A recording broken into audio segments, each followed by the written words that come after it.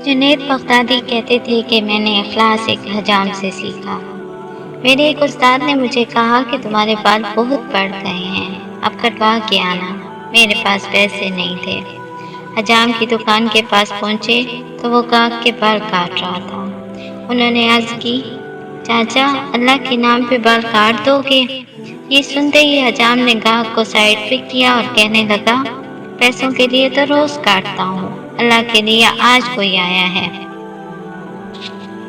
अब उनका सर चूम के कुर्सी पे बिठाया, रोते जाते और बाल काटते जाते। हज़रत जुनैद बगदादी ने सोचा, जिंदगी में जब भी कभी पैसे हुए तो इनको ज़रूर कुछ दूंगा।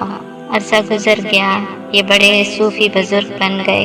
एक दिन मिलने के लिए गए, वाक़या याद दिलाया और कुछ रकम पेश की तो हजाम कहने लगा, जुनैद तू इतना बड़ा सूफी हो गया, तुझे इतना नहीं पता चला कि जो काम अल्लाह के लिए किया जाए उसका बदला मखलूक से नहीं लेते।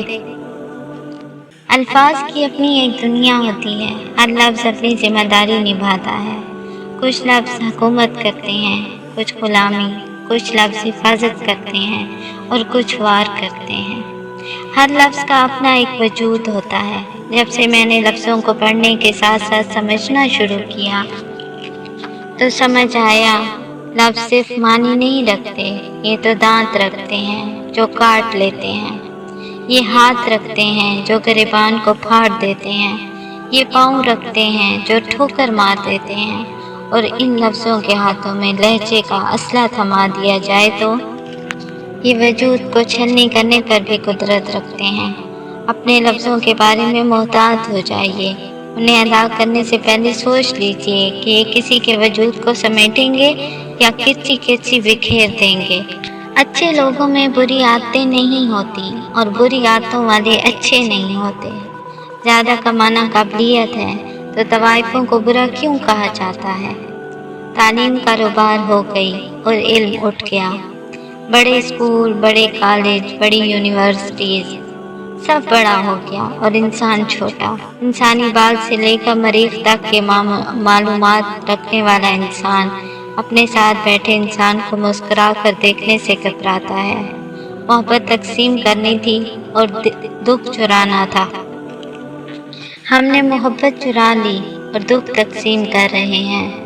साथ देने वाला कभी अकेला नहीं रहता और साथ छोड़ने वाले के साथ कभी कोई नहीं होता। कुछ चिराग देर तक जलते हैं लेकिन बुझते हैं तो मुकम्मल बुझते हैं। कुछ चिराग जल्दी बुझ जाते हैं लेकिन रात भर धुआं देते हैं। हथेली की लकीरें मुस्तकबिल बताती हैं और पेशानी की हाल। मेरा यकीन है कि खुदा से मांगते हुए हमेशा अपनी औकात भूलकर महज उसका इख्तियार सहन में रखते हुए दुआ मांगी जाए कि हमारी सोच, औकात, ख्याल और इरादा एक मखसूस हद तक जाकर रुक जाते हैं, मगर उसका इख्तियार उसकी रहमत की तरह नामहदूद है। उसकी रहमत खल्क से उसके प्यार की मानद बेहिसाब है।